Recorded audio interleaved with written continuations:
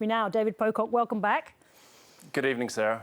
Why do you think the idea of a 25% tax on gas export has attracted such a wide spectrum of supporters?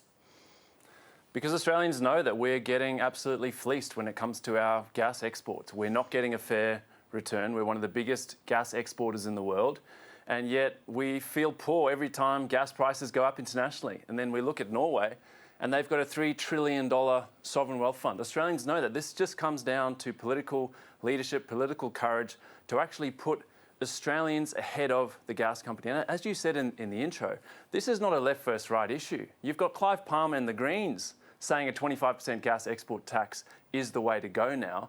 The problem is we've got the gas industry, vested interests, with a stranglehold on the major parties at the moment. And we need them to put Australians ahead of the gas industry. Let me just ask you a question about the government, because we know there was some modelling being done. We know there is interest in the Labor Party in Parliament. But what is your sense of where the Prime Minister and the Treasurer now are? We saw some signals from Anthony Albanese that were translated when he was in Malaysia, suggesting this is now off the table. What is your sense? Have you had any conversations? Do you have any knowledge about where they are?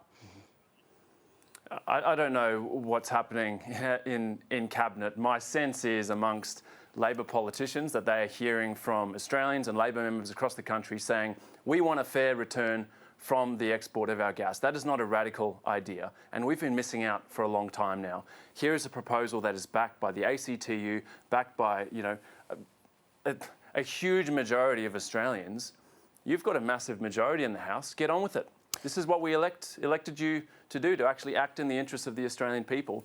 As to the Treasurer, I assume he wants this. This is $17 billion extra every year. And for a country that's about to tick over $1 trillion worth of national debt and has huge competing priorities, that's what we should be going after. Now, the gas industry will give evidence to the inquiry tomorrow, spelling out their case, which they have made repeatedly, that higher taxes will discourage investment in gas projects in Australia. We understand the competition for investment dollars is very fierce around the world.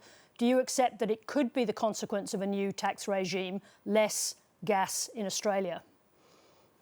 No, I don't. And you just have to look to the Norwegian example.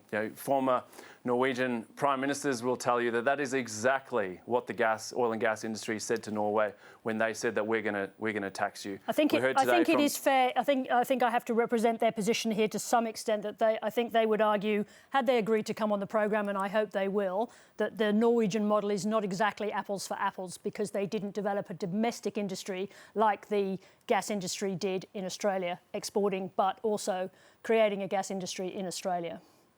No, it's not the exact same model, but at its core is the principle that I think most Australians want, and that is Australian gas needs to provide a return to the Australian people. And we're in a situation now where over half the gas we export is totally royalty-free. We have Japan, who has zero gas fields, making more from gas than the Australian government. They both charge an import tax, and we now know that they export gas. They export more gas than we actually send them, and last year they made $1 billion doing that. So, we're the ones who aren't getting a return. The vast majority of Australians now want that. Of course, you're going to have the industry giving us every excuse under the sun as to why they should not pay for the raw materials, this finite resource that belongs to all Australians. Let me put the question to you in a very... Sorry, David Pocock. Let me put the question to you in a very simple way. Do you want there to be a gas industry in Australia? Yes, I'm not demonising the gas industry. We need this industry for the transition. This is gas that belongs to all Australians. And a 25% gas export tax would not only raise $17 billion in a normal year, probably far more when we see the kind of windfall profits that we're likely to see, but it would actually reduce the price of gas for Australian manufacturers, businesses and households. And that is a very good thing at the moment.